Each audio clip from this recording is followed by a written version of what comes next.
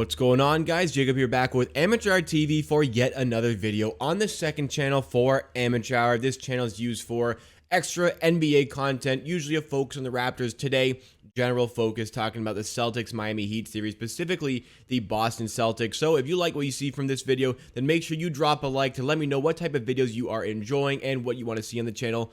Plus, make sure you are subscribed if you're new for plenty of NBA content from myself. And if you're not subscribed to the main channel, I mean, there's already 9,000 people who do that. You can help us get to 10,000 on the main channel, Amateur Sports. Link is in the description. But you're here for Amateur TV content. You're here for second channel content. And that is what I'm going to give you today. Boston, the Celtics, they're such a weird team to me because the Boston Celtics are, in my opinion, the best team in basketball. When they played the Milwaukee Bucks, I said that was the team that was probably going to go win the championship. I mean, maybe you run into the Phoenix Suns, and that's probably the team that I might side with, but the Phoenix Suns are out. So as far as I'm concerned, the winner of the Boston series with Milwaukee, that was my favorite to win the chip. Boston won the series, therefore, yeah, those are my favorites. And for them to take down Giannis, even without Chris Middleton, I mean, think with Chris Middleton, maybe that series goes a different way. Maybe.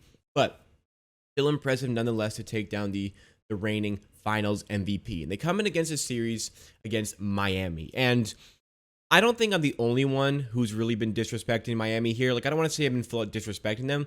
I just don't really see them as a true championship level threat. They can certainly do it, but they seemed like a bit of a regular season team to me. Like, again, I don't want to be disrespectful here because they are 2-2 in this series. Boston are the better team. Boston are miles better than Miami, and I think even though this series is 2-2, they have proven that. So let's dive in a little bit to what we've seen in the series so far. The Boston Celtics have done a great job. Like Miami, I think it's ridiculous. We are 4 games into a series here. So there's been 16 quarters that have been played. Miami have won 4 quarters of basketball. 4. And they're 2-2. Like, the Boston haven't won every other quarter. There's been a lot of quarters, actually, more than I would have expected, that have been tied. But what I'm saying is Boston can dominate an entire game, and this was very specific in Game 3. Boston can dominate an entire game and lose it in 1 quarter. And in Game 3, as the example, they lost the entire game in the first quarter. They still almost won the game. Like, Jayson Tatum had 10 points in Game 3. Boston started down 19 after the first quarter, and they still could have won the game. And I think the Celtics, the players and the fans will look at that game like we should have won that game. So it's a very interesting dynamic here. But what is making the Celtics so dominant? Mostly, it's their ability to play defense. This is, for me, as a basketball fan, somebody who has really only watched the NBA for about a decade and really only been super invested into all the extra parts of basketball for about 5 years or so. Like, this is one of the best, if not the best defensive team I've ever seen in my life. Like, this Celtics team as a unit defensively is unreal. That coupled with the DPOY and Marcus Smart, you've got a phenomenal, like, superstar shutdown guy in Al Horford. He showed that in the Bucks series. Like, Giannis is going to get his, but Al Horford does a great job. And Robert Williams as the rim protector to help round that off when he's healthy has been sensational. And, just kind of talking a little bit about what makes him so special. I mean, you can go to the last game here. You've got the Miami Heat entire starting 5 in the first half against the Celtics with 12 points. Derek White, the new father, who had 6 points in games 1, 2, and 3 combined, because he didn't play in one of them, but in just the first quarter, he had 10 points. Like, the shutdown defense that this Boston Celtics team can have. And it also went for the entire game, limiting the entire Miami Heat starting 5 to less than 20 points, when Jayson Tatum himself, on his own, had 24 points at halftime. Like, that's the level of defense that this team can display, and they have displayed for most of the series. But again, I'm going back to my previous point, like, they can do all this great work, and then still blow the game in 1 quarter. And I'm trying to just decipher how that is possible for them to do. What makes this team the way they are? Like, it's such an enigma to me, how they can be just completely on it for so long and fold so quickly. And that could just completely blow the game. It reminds me a little bit of sometimes the way the Raptors play, especially in that Game 6 against Philly. Like, great game, but that 1 quarter, you completely ruined your entire season with that. So let's try to decipher a little bit. I think that the best thing that I can come up with is maybe the culture there isn't the strongest. I think just maybe a new coach, maybe the fact that there's no true leader within that team. Like Marcus Smart, I guess, is a bit of a leader type of guy, but the way Marcus Smart portrays himself, I mean, I'm speaking, former athlete. I didn't play that high of a level. I played university level, but that's not the type of guy that I would rally behind. You know what I mean? Marcus Smart is definitely the type of guy that, you hate when he's not on your team. And believe me, I hate him. But he's the kind of guy you want on your team because he helps you win. But is that the guy who can be the leader? It was Jayson Tatum right now, the guy that is the leader. Al Horford doing that. Maybe there's a bunch of guys kind of chipping in, but I'm just trying to theorize here. I'm not coming up with any definitive claims, but I'm trying to figure out where things seem to go wrong. Because to lose only 4 out of 16 quarters, like you could say this series should be over. Like it should be done in 4. And Boston have proven in every game that they are the better team, but Miami are still lingering around, and they're still lingering around with that home court advantage going back to Game 5. In my opinion, based on what I've seen in this series, Celtics in 6.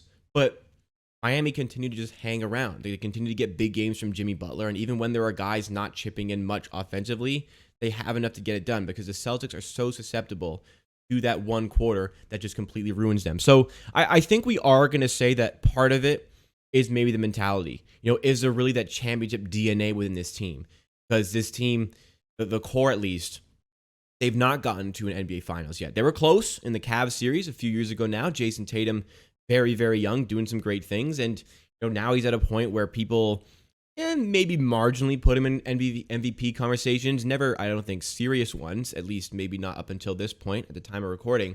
We've got Jaylen Brown, an all-star. You've got Jayson Tatum, an all-star, a bona fide superstar. You've got the DPOY in Marcus Smart. You've got, a seasoned veteran in Al Horford, a great rim protector. You got guys coming off the bench who can do a job. Maybe not the most prolific scorers, but guys coming off the bench who can do a job, especially the way Grant Williams has been playing in the playoffs. So I think the biggest thing, because that team has it all. This team really does have everything it needs to succeed and go and win a championship. And I think that they're the best team remaining. Like, as much as people like the Warriors and think that they're the favorites, I think in a series between the Warriors and Celtics, the Celtics should win that series because the defense is just so good. The defense is just so good that they can do that. And they have this superstar talent to score and win these games. But then you look at, goddamn, if anybody's been there and done that, it's the Golden State Warriors, this current team with the players they have. And if it's a team that hasn't been there and hasn't done that, it's the Boston Celtics, who continue to flirt with it every year, but never truly get over the line. So as far as, this series with the Heat goes, like we can even use one game, Game 4, as a little bit of an example here, where the Celtics dominate. The Miami Heat only win one quarter, and that's the last quarter where, the game's already done at that point. Miami shoot 33% from the field.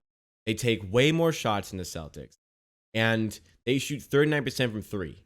Like this, they got obliterated in the first quarter. They lost the second quarter, and at that point, the game is already done. The Celtics, admittedly, they don't shoot much better, but I don't think we can really use full game stats here because the Celtics shot 40% from the field, 23% from 3. I don't think full game stats really do justice. The stats don't really do justice to what we saw in this game because the Celtics just were so dominant on defense. They smothered Miami, and they were relentless, and they attacked early.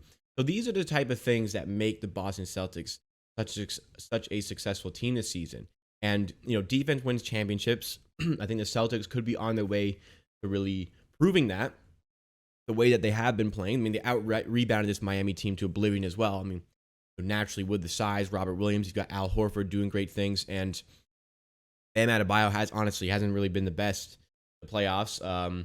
It really hasn't been that good up to what you would expect Bam Adebayo to produce. So this Celtics team, in my opinion, just what I'm trying to gather from this video, what I'm trying to gather from talking to you guys here, is the Boston Celtics are the best team in the NBA right now. I think that's been kind of the case for the last 3 or 4 months. The Boston Celtics are the best team in the league. But do they have what it takes to win a championship? That is the big question. Because when you get to an NBA Finals, if they get there at this point, and they're going to be facing the Warriors, let's face it, they're up 3-0. They're going to be facing the Warriors here. do they have what it takes to take down the Warriors in 4 out of 7 games? Because to falter like this to a Miami team who I just don't think stacks up to the Warriors team, if you can falter like this against Miami, what are you going to do against the Warriors? Because the Celtics seemingly have the ability to just switch it on and be that force when they need to. But what if they don't need to? What if it's a game 1 where, maybe not as much is on the line, that type of thing. I'm just wondering if they have that ability. And based on what I've seen in the playoffs and the limited sample size, and the finals could be different, I don't think they have it. And, say what you want. I am a full-blown Celtics hater. I'm a full-blown Marcus Smart hater. I'm not going to pretend like I'm not. I'm a full-on hater of the Celtics organization, okay? I hate all Boston sports. Absolutely loathe it. I don't even want to go into how much I hate it, right? But I'm looking at this as a neutral NBA fan. Like, Boston are the best team, but are they built to win a championship here? And based on what I've seen, I don't think that's the case. We're at the point where any team can win the championship except for Dallas. We're at the point where any team can go and do it. It's 7 games at the end of the day. Can you win just over half of those? Sure. Miami are good enough to do it. Boston are good enough to do it. Golden State are good enough to do it. Hell, the Mavericks are good enough to win 4 games in a row against the Warriors. Will they? Probably not. But we're at that point where anybody can do it. But I'm sitting here saying that I don't really see it from the Celtics right now. And I'm wondering if that is going to change. If they prove me wrong, then I'm not necessarily going to be surprised. But they're an enigma of a team, and definitely some things need to change. So that will do it for today's episode of Amateur TV. Need to start. I say this in every video. I need to start doing a little bit more of these, but I promise I will. We're gonna get around to it. There's a lot of stuff that I want to talk about. This was what I wanted to talk about today. So if you enjoyed me rambling about the Celtics, please drop a like on the video and make sure for plenty of NBA content all throughout the offseason that you are subscribed to Amateur TV. Love doing this stuff. Love just kind of talking basketball, and love hearing your thoughts and opinions as well. We'll see you again next time for another video on Amateur Hour TV.